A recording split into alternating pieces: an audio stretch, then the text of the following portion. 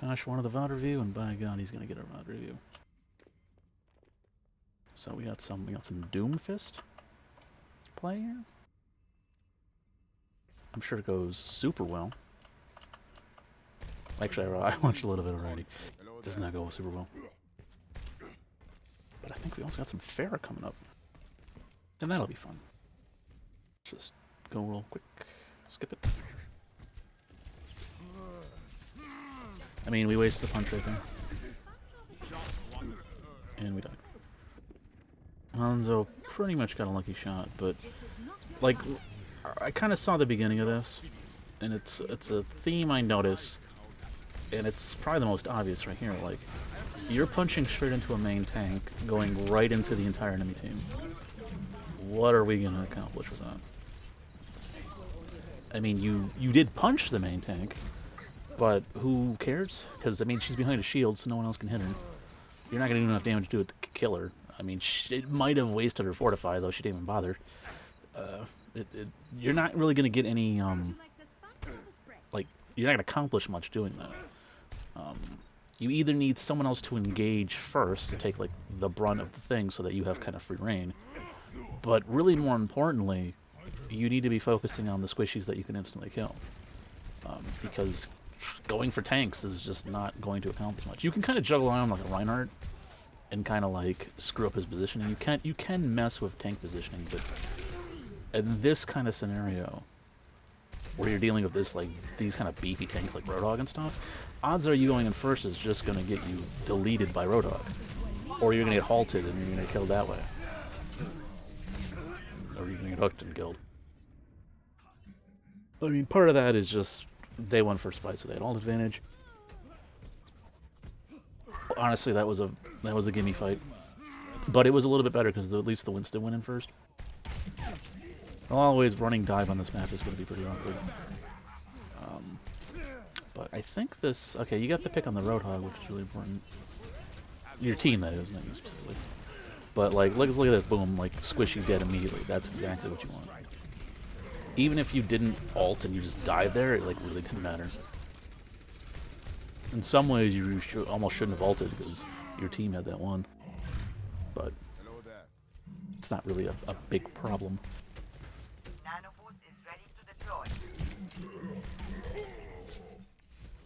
That's good.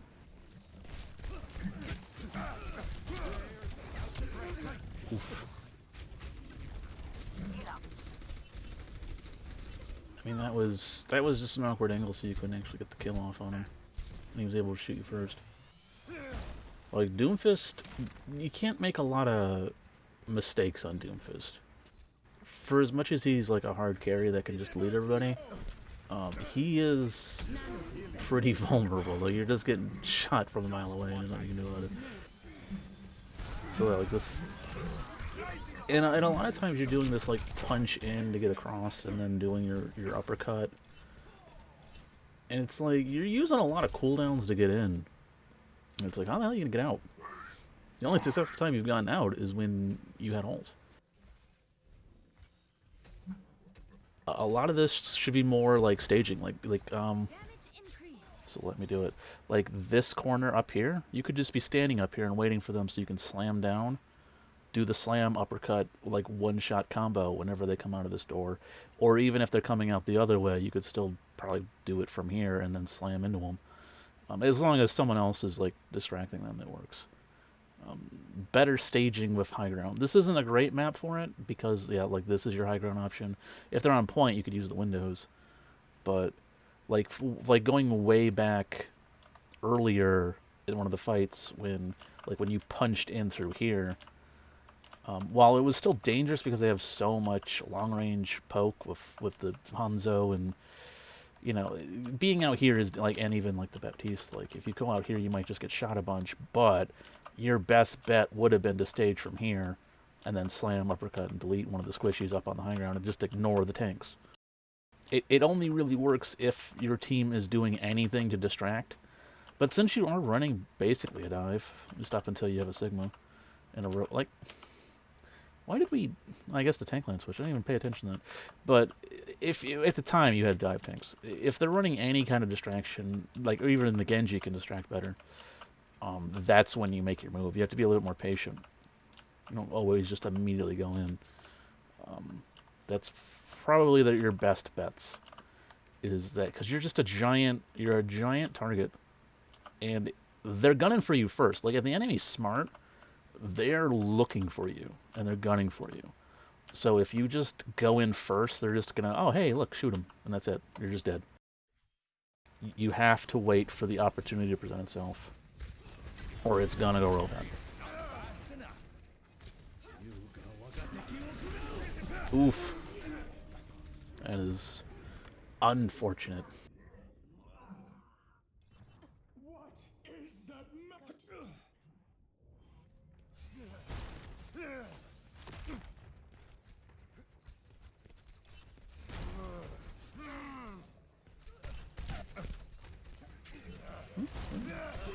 Okay, you guys actually managed to recover that.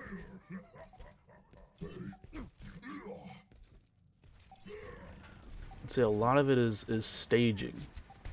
I mean, you could go for some flanks, like, but Genji's already beat you to it. Where you go on a flank and then you delete someone. What the fuck was that Tracer doing? You can do things like that. You could do you hide in the corner and you punch them, but I think your best bet would just be wait on any kind of high ground.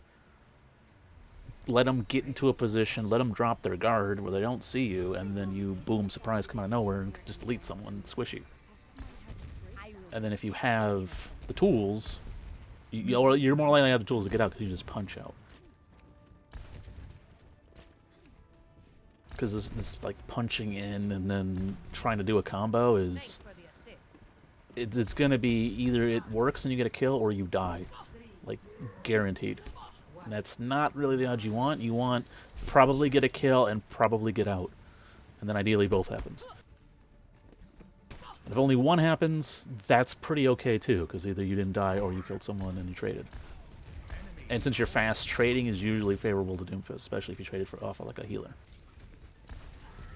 Okay, so far this is pretty good. I like the angles. Honestly, I would have kept on that Hanzo. He was low. He was probably one of the biggest threats to you. Like, Pharah 101. This is probably the most important thing about Pharah. Understand who actually threatens you and kill them immediately. That is always 100% the goal, is to kill whoever is actually going to kill you. Because if no one can kill you, you just farm the enemy and you win. Right? So, you almost had Hanzo. You were like, I'm going to back off from that. But you actually could have just all-in on that fight. You could have just actually booped yourself towards that pillar and gone right on top of him, right? You had boop. And you could still use that pillar for cover, so you'd still be fine. And he wasn't getting any heals. He was way in the back. Sure, he could maybe pop you and one-shot you, but he's Hanzo and you have a higher elevation. Probably not. Like, go all in on him, because he is the only one in this current composition that could like actually do a lot of damage to kill you. Maybe Tracer if you play really low to the ground. She can do some damage. Moira's going to tickle you, but like Zarya, like this comp is not going to do a lot against you. So the Hanzo should be a priority to kill.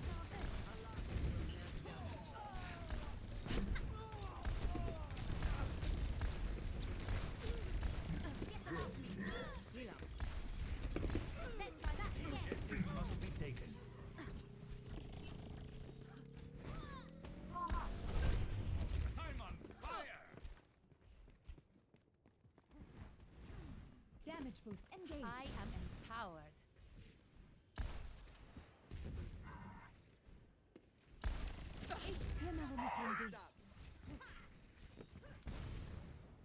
Getting greedy. This is greedy. Like, you knew they're coming from this way, so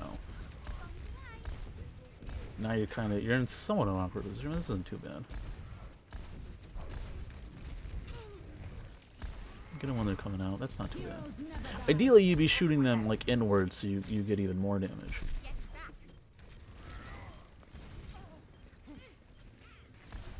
Don't forget the Hanzo. Like, there you go. Called it. Hanzo's the only thing that can kill you. You ignored him and you get killed. Like, keep shooting him in that room. What is he gonna do?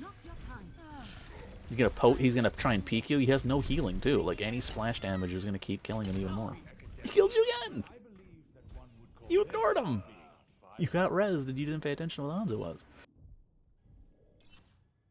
Like the two most important things about Pharah is positioning and killing the only person who can kill you. Or people.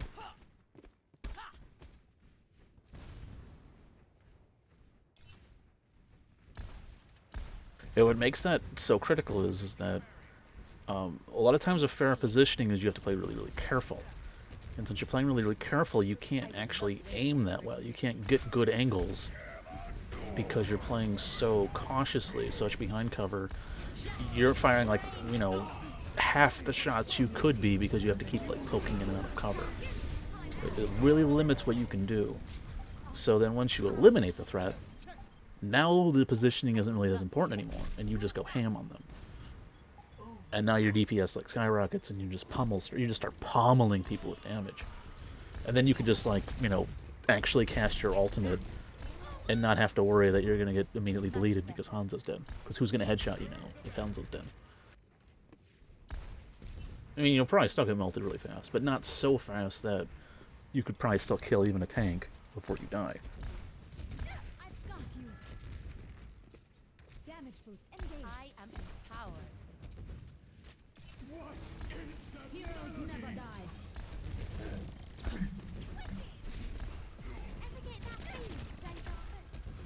And the other thing is like, who can you even aim at? So like, you're poking at Winston. It's like, that's fine. You're kind of like putting him on notice that you know he's there. You kind of let your team know, even if you're not even talking, which I assume you're talking. But even if you're not talking, you're firing rockets in that direction, which should alert your team that someone's up there, which is fine. But you're shooting at this tracer, and she's really hard to kill. You have to like predict where she's going, and she's blinking around, and sometimes she kills herself, and that's great. But she's not really easy to hit. Hanzo, once again, is a better character, a better target because his movement's so limited. You can kind of climb a wall, you can leap once. Other than that, he's pretty easy to hit, so go for the person who you can more likely kill. And that's really the best person on the team. Like, if they had an Ana, you'd go for Ana. If they had a Baptiste, you'd go for Baptiste. Also, two people who can actually kind of threaten you, too.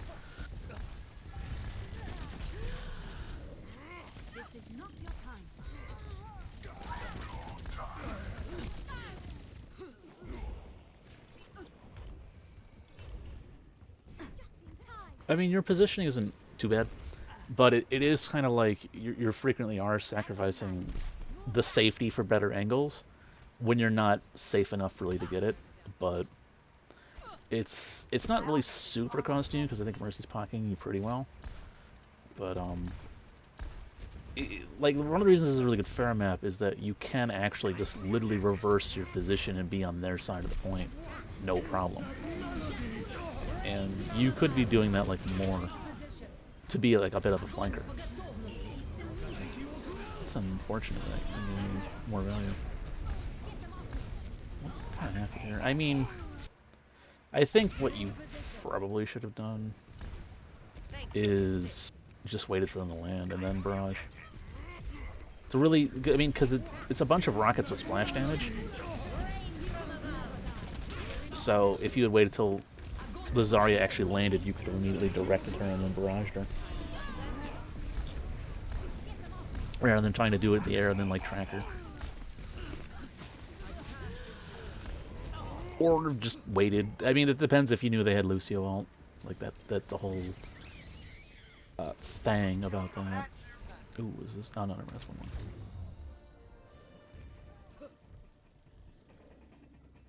That's just more. It depends if you knew Lucio at all and whether or not. Like, patience would have paid off there probably. Because then if you wait till beat's over, everyone's blowing their cooldowns, then you barrage, probably gets more value.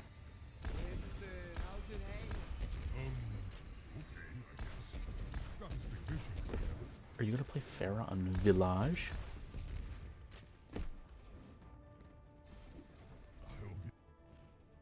Oh, we're playing Mei. I was not expecting a Mei. I was not told of this.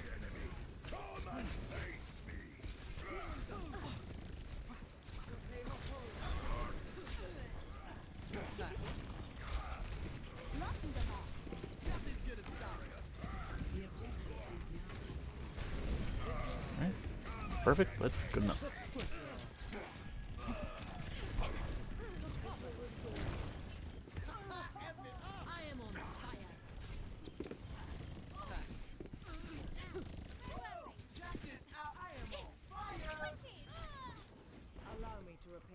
I am ready to unleash coalescence. Be champion. Be champion. Be champion.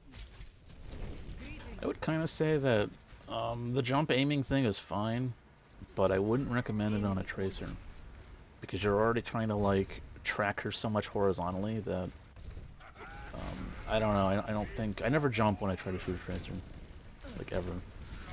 I think it just that extra dimension of probability is I think not going to help. That's an interesting UCLI.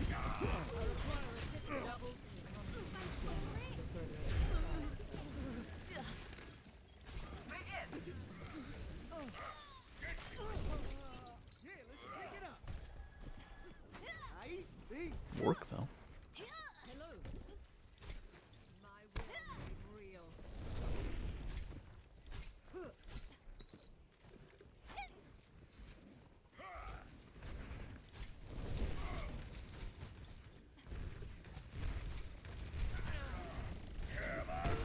Oof. Oh, still pretty good. You should have already ulted. Honestly, when they were all sitting there, you should have ulted. I mean, it was last fight.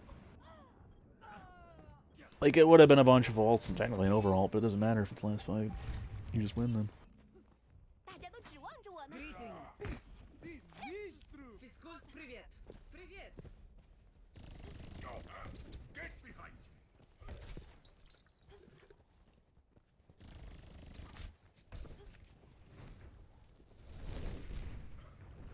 You feel that? Enemy contact.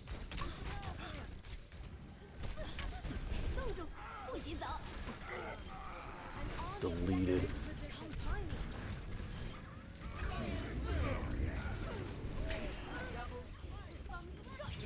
You win this? You win this. This is a victory. Making me VOD review a victory. Feel cheated. So yeah, recap. Doomfist, stage more, try and get high ground, slam down, uppercut, shoot, do the big combo, punch out. Avoid punching in first, especially before your entire enemy team, before your team does anything, because you're just going to get 1000% shot and murdered for it. So, Doomfist is more of a flanker than a direct frontline attacker, so flank more. Even if it's, I mean, this again is not like the best map for it or the best scenario because they're probably just going to shoot you because of their comp is not favorable for Doomfist, but that's just the way it is. For Pharah, again, it's all about angles, positioning, cover, and going for who threatens you most, which is the next scenario Hanzo, but usually it's any hit scan. It's going to be supports that are like easily shot by a Pharah, so Ana, Baptiste. You can kind of like pressure a Moira or something, but it's not the most effective use of time. It's like shooting that tracer. It's like, yeah, they're a threat and they're a problem, but there's usually someone better for you to kill that's easier to kill and more pressing. And that scenario was the Hanzo. That's pretty much the gist. So okay, this was quick. I'm good and happy with that. Before the patch tomorrow, probably would have broken this VOD. So hope that helped.